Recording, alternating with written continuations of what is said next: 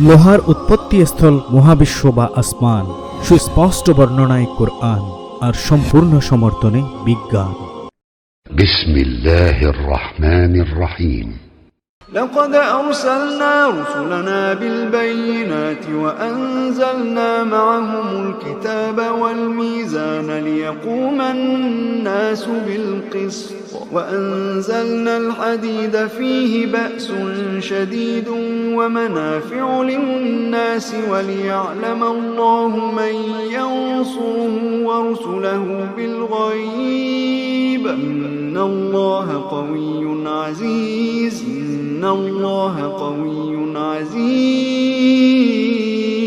নিশ্চয়ই আমি রাসূলদেরকে স্পষ্ট প্রমাণাদি সহ পাঠিয়েছি এবং তাদের সাথে কিতাব ও ন্যায়ের মানদণ্ড নাজিল করেছি, যাতে মানুষ সুবিচার প্রতিষ্ঠা করে। আমি আরও নাজিল করেছি লোহা, তাতে রয়েছে প্রচণ্ড শক্তি এবং মানুষের জন্য বহুবিধ কল্যাণ, আর যাতে আল্লাহ জেনে নিতে পারেন কে না দেখেও থাকে ও তার রাসূলকে সাহায্য করে। অবশ্যই আমি মহাশক্তিধর, মহাপরাক্রমশালী। সূরা হাদীদ আয়াত নম্বর 25। মানব সভ্যতার বিকাশে প্রাকৃতিক বহু উপাদানের ভূমিকা অনস্বীকার্য। তার মধ্যে উল্লেখযোগ্য হারে ভূমিকা রেখেছে প্রাকৃতিক ধাতব পদার্থগুলো। কিন্তু যে ধাতব পদার্থটি ছাড়া মানব সভ্যতার অগ্রগতি তো দূরে থাক, মানব সভ্যতায় কল্পনা করা যেত না, সেটি হলো লোহা। এই লোহা কতটা দরকারি, কতটা উপকারী এবং বর্তমান সময়ে কতটা বহুল ব্যবহৃত এবং সর্বোপরি মানব সভ্যতা এই লোহার উপর কতটা নির্ভরশীল, তা হয়তো মৌখিকভাবে বর্ণনা করে শেষ করা যাবে না। তদুপরি দিনকে দিন মানব সভ্যতার আধুনিকায়নের অধিকতর উৎকর্ষতার ফলে এই ধাতব পদার্থটির চাহিদা এবং ব্যবহার এত ব্যাপক হারে বৃদ্ধি পাচ্ছে যে ভবিষ্যতের পুরো অংশ জুড়েই হয়তো লোহাই বিরাজমান হবে। বর্তমান আপনার চতুর্দিকে একবার চোখ বুলিয়ে দেখুন। সেই আইফেল টাওয়ার বলুন কিংবা বুর্জ খলিফা, আর 110 বছর পূর্বের সেই টাইটানিক বলুন বা বর্তমানের সমুদ্র দানব হারমোনি অব দ্য সিজ, সবই লোহার। আপনার থাকার বাড়িটি, যাতায়াতের গাড়িটি, শোয়ার খাটটি, এমনকি খাবার রান্না করার পাত্রটি হতে শুরু করে নিত্য ব্যবহার্য প্রয়োজনীয় সমস্ত জিনিসের মধ্যেই লোহার উপস্থিতি নেই এমন কোনো বস্তু খুঁজে পাওয়াটা হয়তো অসম্ভব। তবে আমাদের পৃথিবীতে পাওয়া এই লোহার ভাণ্ডার কি অপূরণীয়? এই মুহূর্তে এটাই বলা যায়, পৃথিবীতে মানুষের প্রয়োজনের তুলনায় বহুগুণ লোহা মজুদ রয়েছে। তাহলে আমরা ভেবে নিতেই পারি পৃথিবীর সৃষ্টিলগ্নের মূল আদি উপাদানগুলোর মধ্যে লোহা অন্যতম। কারণ পৃথিবী পৃষ্ঠে এবং পৃথিবীর অভ্যন্তরে মজুদ থাকা ধাতব ও খনিজ পদার্থগুলোর মধ্যে লোহার পরিমাণ যথেষ্ট বেশি। কিন্তু তা সত্ত্বেও আমাদেরকে মেনে নিতেই হবে যে লোহার উৎপত্তি পৃথিবীতে তো নয়, এমনকি আমাদের সৌরজগতের কোথাও হতে লোহার জন্ম হয়নি, বরং লোহা এসেছে মহাবিশ্বের বাইরে থেকে। Now it is time to think that আমরা কিভাবে নিশ্চিত হলাম, বা লোহার ব্যাপারে এই ইনফরমেশনের সোর্সই বা কি? সন্দেহাতীতভাবে এক বাক্যে সবার মন উত্তর দেবে, অবশ্যই বৈজ্ঞানিক গবেষণালব্ধ তথ্য থেকে আমরা লোহার উৎপত্তি জানতে পেরেছি। এটা অবশ্যই ঠিক, কিন্তু তার পূর্বে আমরা আরও একটি সোর্স থেকে আরও একবার চোখ বুলিয়ে আসি। তা হলো পবিত্র কোরআন।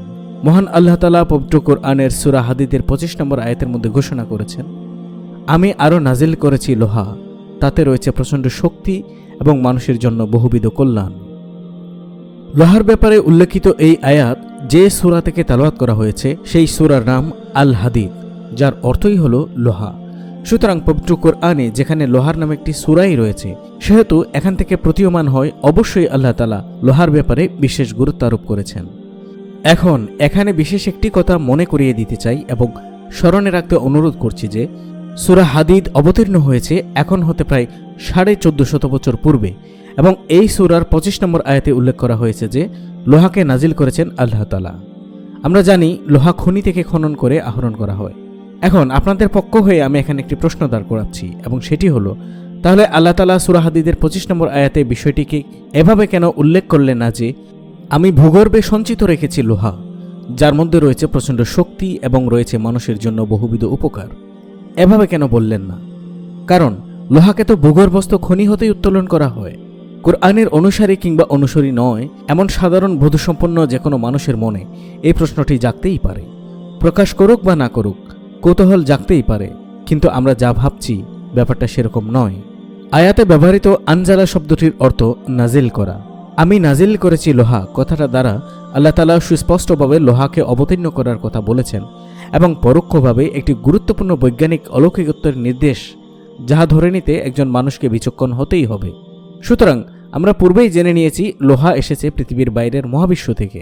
আমাদের সৌরজগতের কোথাও লোহার উৎপত্তি নয়, কারণ আমাদের সৌরজগতের সমস্ত শক্তি মিলেও লোহার একটি অণু গঠন করার ক্ষমতা রাখে না। লোহার অণু গঠনের জন্য একটি নির্দিষ্ট কঠিন তাপমাত্রার প্রয়োজন। এই প্রয়োজনীয় তাপমাত্রা পৃথিবীর তো নেই, বরং আমাদের সূর্যেরও নেই, আর সূর্যের কেন্দ্রেরও নেই। আমাদের সূর্যের পৃষ্ঠদেশের তাপমাত্রা 5500 ডিগ্রি সেলসিয়াসের কিছুটা বেশি, আর সূর্যের কোর বা কেন্দ্রের তাপমাত্রা প্রায় 1,50,00,000 ডিগ্রি সেলসিয়াস। কল্পনা করা যায়? অথচ সূর্যের কেন্দ্রের এই 1,50,00,000 ডিগ্রি সেলসিয়াসের মতো অকল্পনীয় তাপমাত্রাও যথেষ্ট নয় লোহার অণু উৎপাদনের জন্য। লোহা উৎপাদনের জন্য অন্তত 15 হতে 20 কোটি ডিগ্রি সেলসিয়াস তাপমাত্রার প্রয়োজন। তবে এটাই সত্যি যে লোহার জন্ম হয় কিন্তু নক্ষত্রের কেন্দ্রেই। তবে এই নক্ষত্রগুলোকে আকারে আমাদের সূর্যের চেয়ে অন্তত 8 হতে 15 গুণ বড় হতে হবে। আমাদের সূর্যের চেয়ে 8 হতে 15 গুণ বড় যে নক্ষত্রগুলো মহাকাশে রয়েছে, তাদের মৃত্যুর মাধ্যমে লোহার জন্ম হয়ে থাকে। মহাকাশে আমাদের সূর্য এবং তার চেয়ে ছোট কিংবা কিছুটা বড় নক্ষত্রগুলো জীবনের অন্তিম সময়ে যখন তাদের মধ্যে স্থিত জ্বালানি হাইড্রোজেন এবং হিলিয়াম ফুরিয়ে আসে, তখন এরা আস্তে আস্তে নিস্তেজ হতে হতে নিজেদের পরিধি বৃদ্ধি করতে থাকে। এমনকি এইসব তারাগুলো মৃত্যুর পূর্ব মুহূর্তে এসে প্রকৃত আকারের চেয়ে 100 গুণ পর্যন্ত বৃদ্ধি হতে পারে। এরপর তারকাগুলো তাদের বহিরাংশের বিস্ফোরণ ঘটিয়ে কেন্দ্রটি ছোট বামন তারা হিসেবে মহাকাশে অবস্থান করে, যাকে ইংরেজিতে বলা হয় ডোয়ার্ফ স্টার, যেগুলো অত্যন্ত ভারী হয়ে থাকে। এরকম একটি ডোয়ার্ফ স্টার বা বামন নক্ষত্র হল সিরিয়াস বি। এটি মূলত একটি বাইনারি স্টার সিস্টেমের সদস্য। তার অপর সঙ্গী হল সিরিয়াস এ, যেটি আকারে আমাদের সূর্যের চেয়ে প্রায় দ্বিগুণ বড়। সিরিয়াস এ এবং সিরিয়াস বি একে অপরকে প্রদক্ষিণ করে চললেও সিরিয়াস বি প্রায় 12 কোটি বছর পূর্বেই বামন নক্ষত্রে পরিণত হয়েছে। সিরিয়াস বি নামক বামন নক্ষত্রটি এতটাই ক্ষুদ্র যে এটি আকারে আমাদের পৃথিবীর কাছাকাছি মাত্র। অপরদিকে তার অপর সঙ্গী সিরিয়াস এ আকারে আমাদের সূর্যের চেয়েও দ্বিগুণ বড়, অর্থাৎ সিরিয়াস এ নক্ষত্রটি তার সঙ্গী সিরিয়াস বি এর তুলনায় প্রায় 26 লক্ষ গুণ বড়। কিন্তু আরও আশ্চর্যের বিষয় যে সিরিয়াস বি নক্ষত্রটি সিরিয়াস এ এর চেয়ে 26 লক্ষ গুণ ছোট হওয়ার পরও এটি সিরিয়াস এ এর চেয়ে দ্বিগুণ ভারী, এবং এটি তাপমাত্রায় আমাদের সূর্যের কেন্দ্রের চেয়ে 5 গুণ বেশি, বা প্রায় 7.5 হতে 8 কোটি ডিগ্রি সেলসিয়াস। সুতরাং এ থেকে সহজে অনুমেয় হয় যে ডোয়ার্ফ স্টারদের উপাদান কতটা ভারী। কিন্তু এরপরেও ডোয়ার্ফ স্টারদের কেন্দ্র হতে লোহা উৎপাদন হওয়া সম্ভব না, কারণ অবশ্যই লোহার অণু গঠনের জন্য অন্তত 15 কোটি ডিগ্রি সেলসিয়াস তাপমাত্রার প্রয়োজন। তাহলে আমরা আমাদের সূর্যের চেয়ে ছোট, সূর্যের সমান বা সূর্যের চেয়ে কিছুটা বড় নক্ষত্রদের শেষ পরিণতির কথা জানলাম। অর্থাৎ এই আকারের নক্ষত্রগুলো শেষ পরিণত হল ডোয়ার্ফ স্টার বা বামন নক্ষত্র। এরপরে সূর্যের চাইতে 8 হতে 15 গুণ ভারী নক্ষত্রগুলোর শেষ পরিণতি হল নোভা বা বিস্ফোরণ, অথবা সুপারনোভা বা মহাবিস্ফোরণ।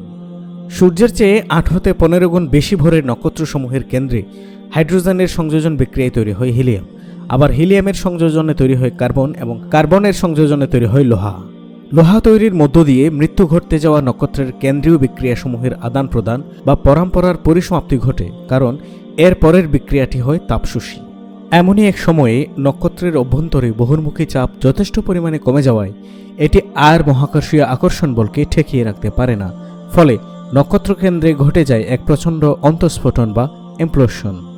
নক্ষত্রটির বেশিরভাগ ভরই এর কেন্দ্রে সংকুচিত হয়ে পড়ে, আর নক্ষত্রের কেন্দ্রের চতুর্দিকের ঘেঁষীয় বাতাবরণটি ছিন্ন ভিন্ন হয়ে প্রবল বেগে চারিদিকে ছড়িয়ে পড়ে। এই ঘটনায় সুপারনোভা বিস্ফোরণ। এই বিস্ফোরণের ফলে নক্ষত্রের কেন্দ্রে ঘেঁষীয় সংযোজন বিক্রিয়ায় তৈরি হওয়া লোহার মতো ভারী মৌলিক পদার্থগুলো মহাকাশে ছড়িয়ে যায়, বা যে গ্যালাক্সিতে নক্ষত্রটির অবস্থান ছিল সেই গ্যালাক্সিতে ছড়িয়ে যায়। লোহার আদি ইতিহাসের দিকে তাকানো যাক।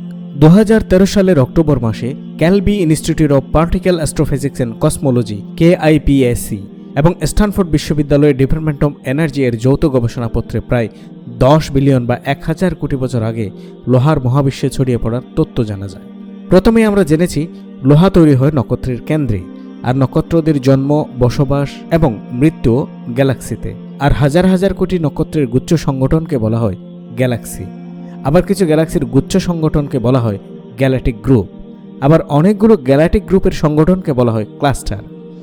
বিগ ব্যাং বিস্ফোরণ পরবর্তী 350 কোটি বছর পর, বা এখন থেকে সেই 10 বিলিয়ন বছর বা 1000 কোটি বছর পূর্বে তৎকালীন গ্যালাক্সিদের মহাসংগঠন ক্লাস্টারদের মধ্যে ভয়ানক সংঘর্ষ হয় এবং সেসব ক্লাস্টারে স্থিত হাজার হাজার গ্যালাক্সিদের মধ্যেকার পারস্পরিক সংঘর্ষে গ্যালাক্সিসমূহে স্থিত বিলিয়ন বিলিয়ন নক্ষত্রসমূহের ভয়াবহ সংঘর্ষ ও বিস্ফোরণ ঘটে। আর নক্ষত্রদের এই সংঘর্ষের ফলে নক্ষত্রদের কেন্দ্রে হতে হিলিয়ামের চেয়ে ভারী মৌলকণাগুলো মহাবিশ্বে ছড়িয়ে পড়ে, যার মধ্যে লোহার পরমাণু ছিল অন্যতম। সে সময় ক্লাস্টার গ্যালাক্সির সংঘর্ষের ফলে যে পরিমাণ লোহা মহাবিশ্বে ছড়িয়ে পড়ে তার পরিমাণ ছিল আনুমানিক 50 বিলিয়ন বা 5000 কোটি সূর্যের ভরের সমপরিমাণ।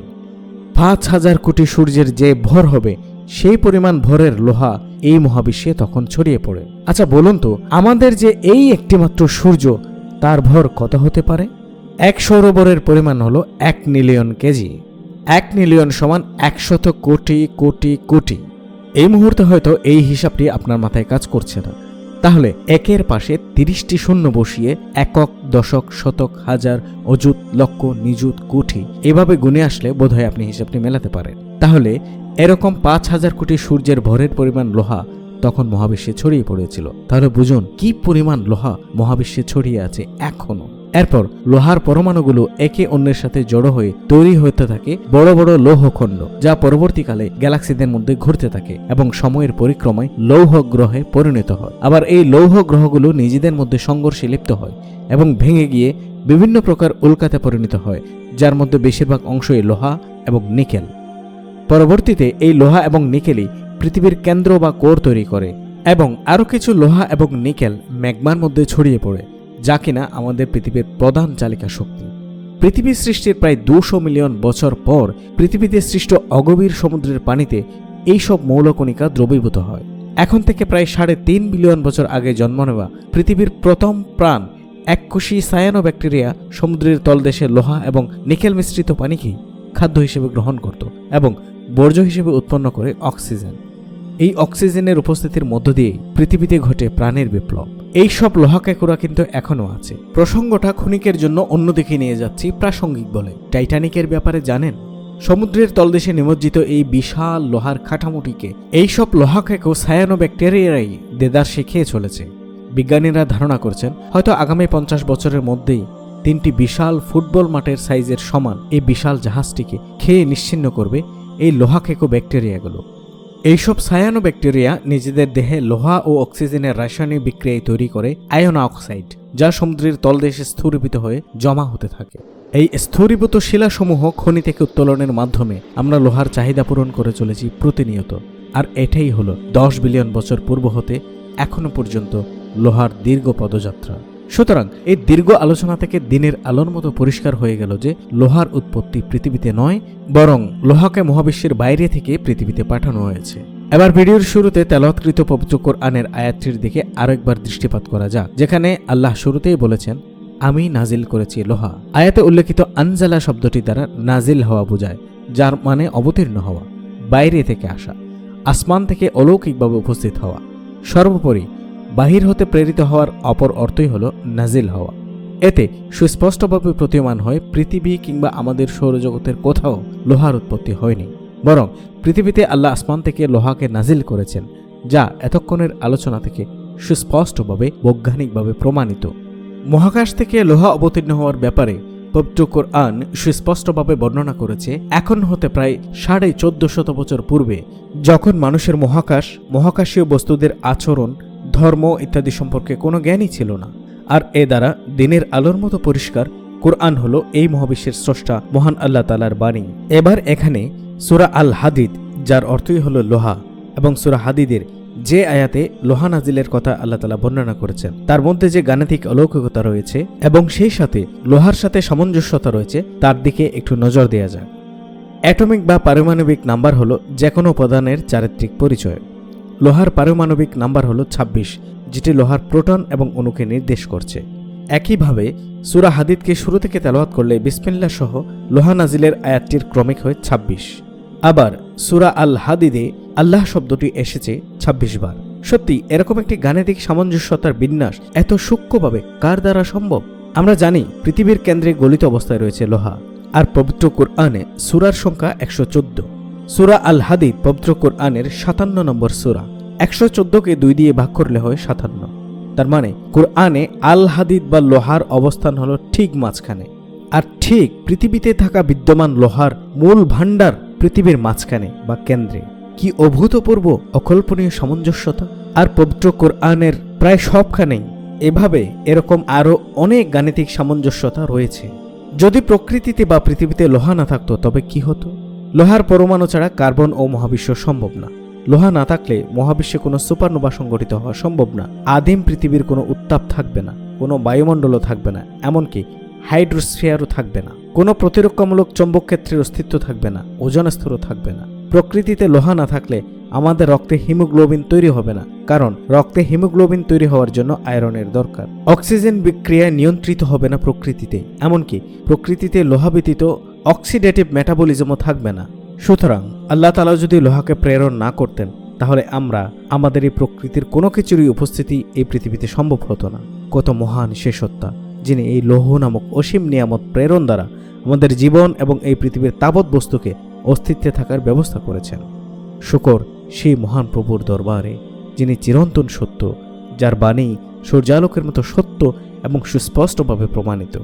আল্লাহ তাআলা আমাদের এই পবিত্র মাহে রমাদানে তার এই পবিত্র বাণীকে হৃদয়ে ধারণ করে তার পথে চলার এবং তার ক্ষমা ও অনুগ্রহ লাভের তৌফিক নসিব করুন। আমিন। ওয়া মা তৌফিকি ইল্লা বিল্লাহ।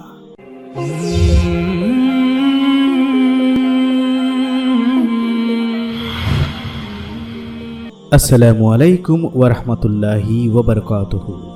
যে বিজ্ঞানের উপর ভিত্তি করে নাস্তিক ও ইসলাম বিদ্বেষীরা ইসলাম, কোরআন ও আল্লাহকে মিথ্যা প্রমাণ করতে চায়, আমরা তাদেরকে যথাযথ যুক্তি প্রমাণ সহকারে কোরআনের আলোকে তাদের মূল হাতিয়ার সেই বিজ্ঞান দিয়েই সেসব ইসলাম বিদ্বেষী ও নাস্তিকদের উপযুক্ত জবাব দিয়ে চলেছি।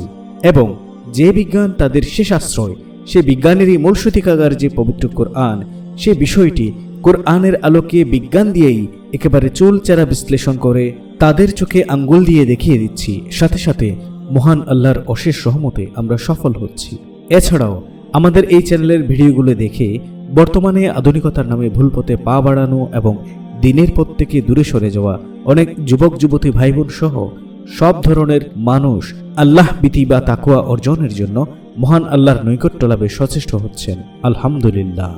আর তাই দিনের এই প্রচার ও প্রসারে আমাদেরকে সহযোগিতা করুন, কেননা মহান আল্লাহর রহমত ছাড়া ও আপনাদের সহযোগিতা না পেলে আর্থিক অপারগতার কারণে আমরা হয়তো একদিন থেমে যাবে আমাদের এই অগ্রযাত্রা।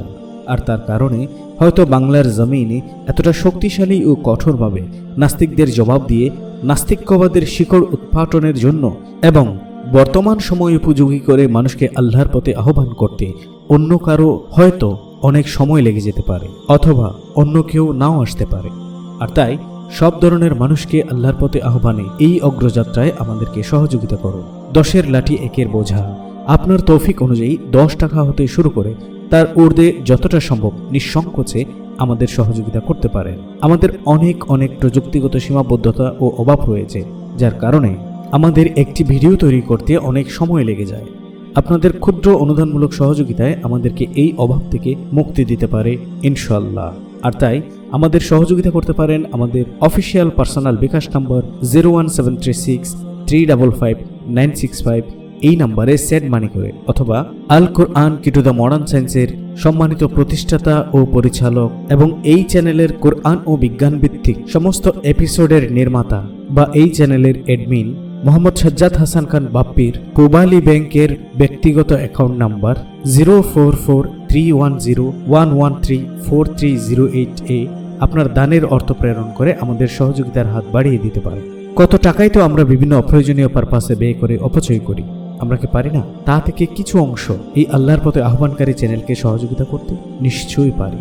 হতে পারে সেটি আমাদের একবেলা নাস্তার টাকা, হতে পারে সেটি কোথাও একবার বেড়াতে যাওয়ার টাকা, অথবা কাউকে দেওয়ার জন্য অপ্রয়োজনীয় গিফটের টাকা, হতে পারে খেলা দেখতে যাওয়ার কিংবা খেলনা কেনার টাকা, সর্বোপরি অতি তুচ্ছ বা অপ্রয়োজনীয় কোনো কিছুর টাকা।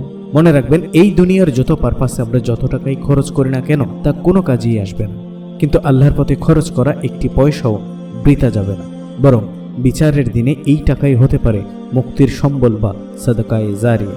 আমরা এককভাবে হয়তো আর কতক্ষণ পারবো, তাই মহান আল্লাহ সুবহানাহু ওয়া তাআলা আমাদের সবাইকে তার পথে ব্যয় করার তৌফিক দান করুন।